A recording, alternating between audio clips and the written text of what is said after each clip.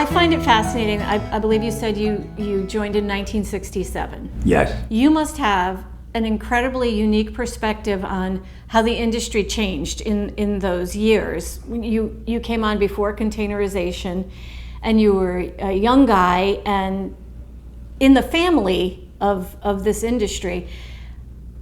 How, if you could do a 50,000-foot view of how you've seen it change, what is it to you? I can tell you it changed a lot. I can tell you back in the 60s, the first company that started in containerization was Sealand. Two guys, two truck drivers, Malcolm McLean,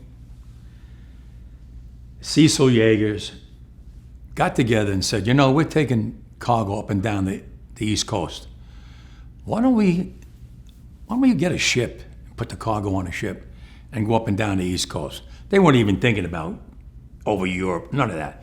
They wanted to try to catch a trucking company to put it on a ship and bring it up here, put it on a ship and bring it down here. So they went and got an old tanker ship, and they got engineers, and they sponsored the money, and they got people to chip in, and they came up and they built a crane on the ship, and they got a container, and they put the cargo in. And maybe the first ship came up with 50 boxes. Not even 50, 20 boxes. It worked. They came in to the port, the crane on the ship unloaded them, and they loaded them on, and they went down. Well, it caught on. And from there, everywhere you go in the world, you'll see those cranes. They look like monsters.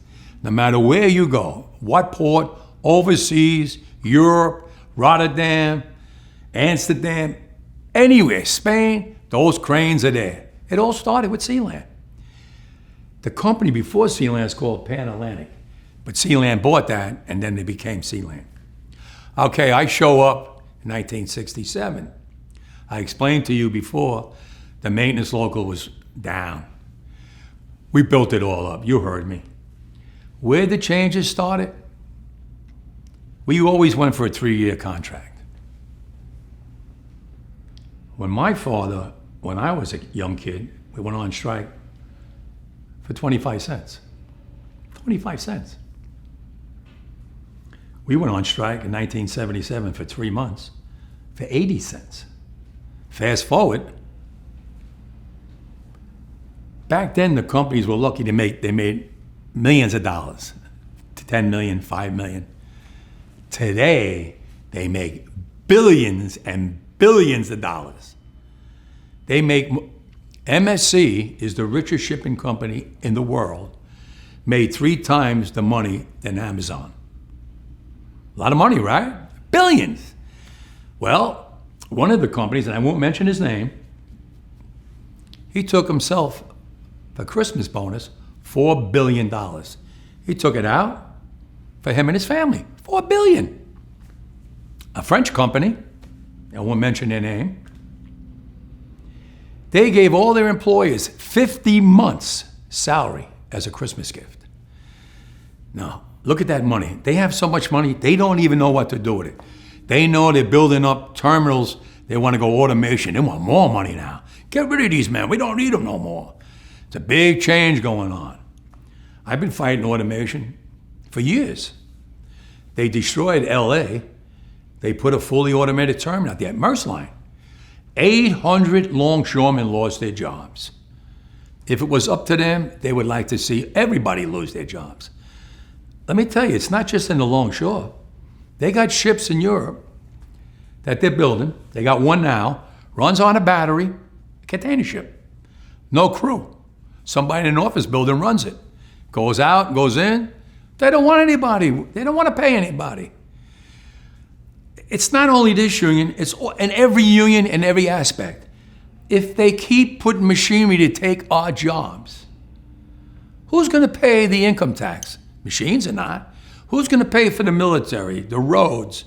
Everything runs by taxes. Take Easy Pass. The first time they come out with Easy Pass, one lane, and cars were going through and everybody's sitting in their car and go, what's that all about? Well, I'm going to get one of them. Today, all those union jobs are gone, and it's all Easy Pass. People don't realize it. Everybody's got 3 cars. Everybody got an Easy Pass on the window. And they go through like it's nothing. And they get billed in the mail. They didn't care about that union worker working in the booth. You go in a store today, it's self-checking. They don't need anybody to check out no more. Someone has to get into Congress and say, whoa, time out. This world is going too fast for us. Machines got to stop.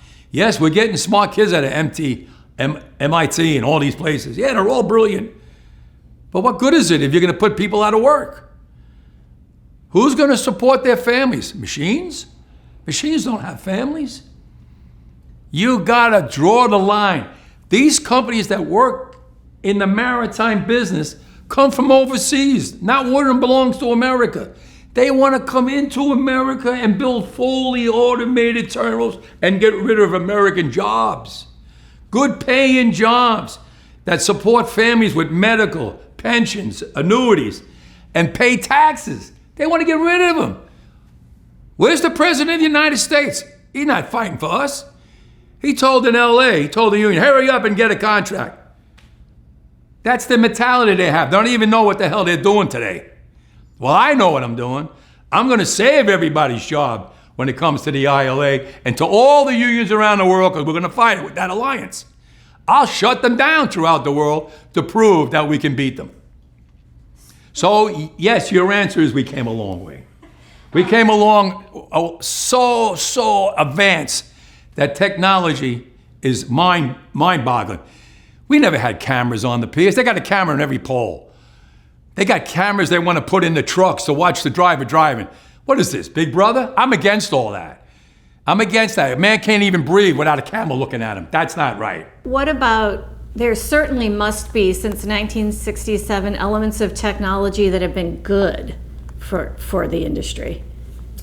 Technology that's been good for the industry.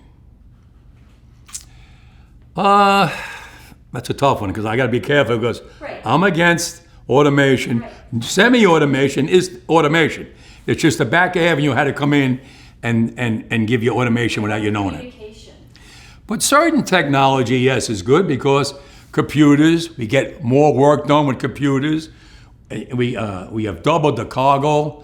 We have, if you look now, we have ships that are being built by these companies. Check this out. That whole 22,000 containers. It's a floating city.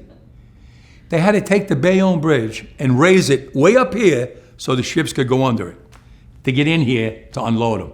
22,000 containers. It's amazing how we came from the first ship with just a small amount of containers, 25, 50 boxes on them. So look at the future now. Look at the future in money.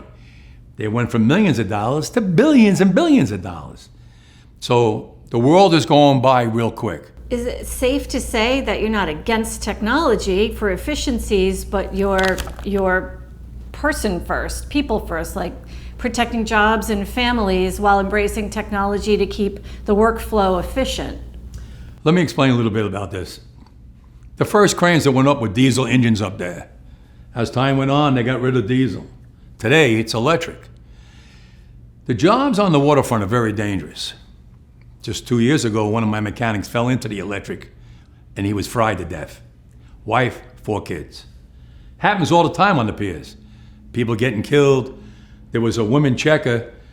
She was checking the boxes when a guy had a high-low with 2 stacks of steel. He should have been riding in reverse. He was looking through the bundles, knocked her down. He didn't even see her. Dragged her under the high-low in front of her son, ripped her apart and killed her. It happens. It happens down here all the time. I had 2 guys killed right in front of me. It happens.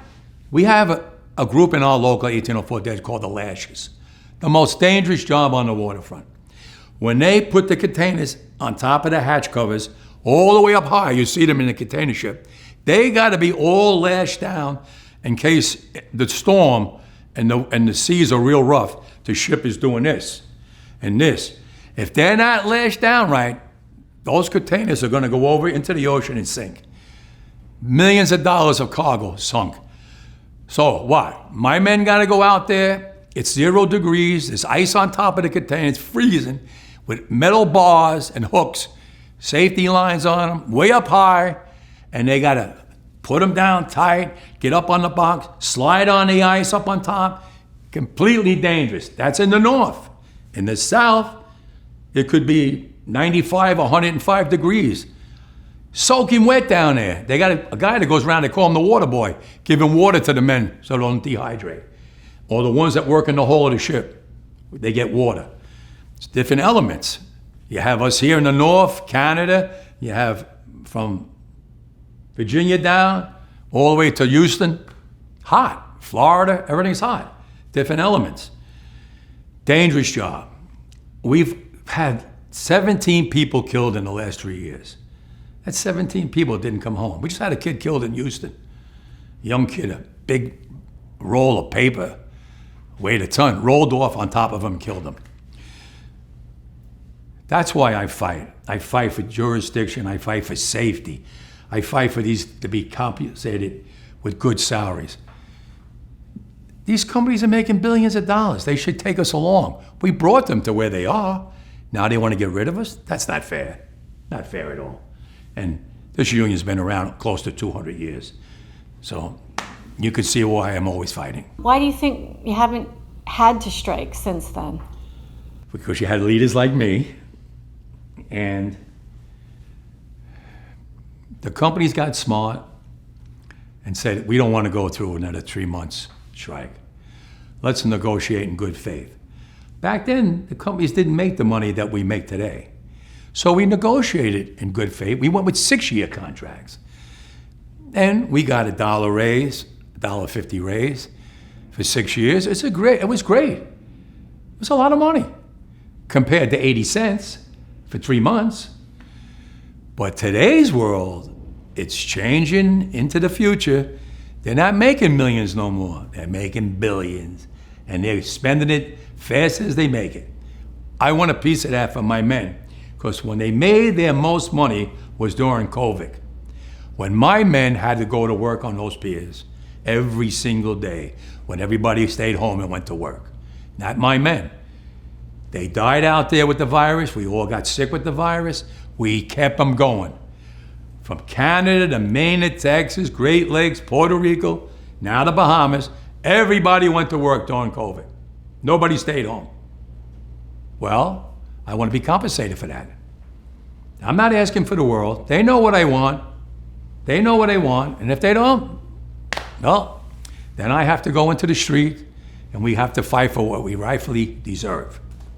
Do you think, this is my last question, do you think the threat of the strike is they can understand the significance of that based on the recent things that have happened, like our Key Bridge, we're from Maryland, our Key Bridge collapsing and it just stopping all the ships from being able to deliver? I'm glad you brought that up, because I would like to tell you something. Okay. When that bridge fell, my longshoremen are on this side of the bridge, no work, no salaries. Biden called me up on the phone, President Biden. Harold, I got the money to build a new bridge. I go, oh. What about my longshoremen? They're out of work now. They didn't cause no problem. Well, he goes, I got the money for building a new bridge and getting the bridge that's in the water out of there. I ask you one more time, President, what about the men whose families now have no money coming in? Well, you know, if there was an explosion on a ship, maybe I can get the money. Listen, you're supposed to be a friend of the ILA. You came to me when you wanted the AFL CIO backing. I got it for you. You called me in the kitchen, you thanked me 1,000,000 times. I'm telling you, my members need help. Well, let me see what I can do. In politics, that means you're not getting it, okay? I opened up a fund with management after the first pandemic. Let me see how much money's in that fund. I called them up. They called me back. It's $300 million. Wow, are you kidding me? We put $300 million in there? Yeah. Well, I'd like to take some money out of there and pay for those families in Baltimore. Well, Harold, it's only for pandemic. Well, what about we get your lawyers and my lawyers, and any disaster, nature disaster, whatever, we can draw from it. I have no problem as long as the lawyers work it out. They worked it out one day. It cost me $1.2 million every week to pay for their families. Plus, they were allowed to go to unemployment. And it's over now. They're back working. The ships are going in and out. I never got no help from the government. We did it on our own, management and union. That's what we're supposed to be doing, working together. And I hope we get back into that right realm. Do you think That was in Baltimore. Right. What was the question again? Well, it was just about like, I remember like how significantly it impacted our businesses, like the supply chain, because I glad you live brought that on up. the Chesapeake Let me Bay, explain and all something. the ships were just waiting on the other Liz, side. let me explain something to you. These people today don't know what a strike is. Right. When my men hit the streets, from Maine to Texas, every single port will lock down. You know what's going to happen? I'll tell you. First week, be all over the news every night, boom, boom. Second week, guys who sell cars can't sell cars because the cars ain't coming in off the ships. They get laid off. Third week, malls start closing down. They can't get the goods from China. They can't sell clothes. They can't do this. Everything in the United States comes on a ship. They go out of business. Construction workers get laid off because the materials aren't coming in. The steel's not coming in. The lumber's not coming in. They lose their job. Everybody's hating the longshoremen now because now they realize how important our jobs are. Now I have the president screaming at me, I'm putting a Taft-Hartley on you. Go ahead. Taft-Hartley means I have to go back to work for 90 days. That's a cooling off period. Do you think when I go back for 90 days, those men are going to go to work on that pier? It's going to cost the companies money to pay their salaries. Well, they went from 30 moves an hour maybe to 8. They're going to be like this. Who's going to win here in the long run? You're better off sitting down and let's get a contract and let's move on with this world. And in today's world, I'll cripple you. I will cripple you, and you have no idea what that means. Nobody does.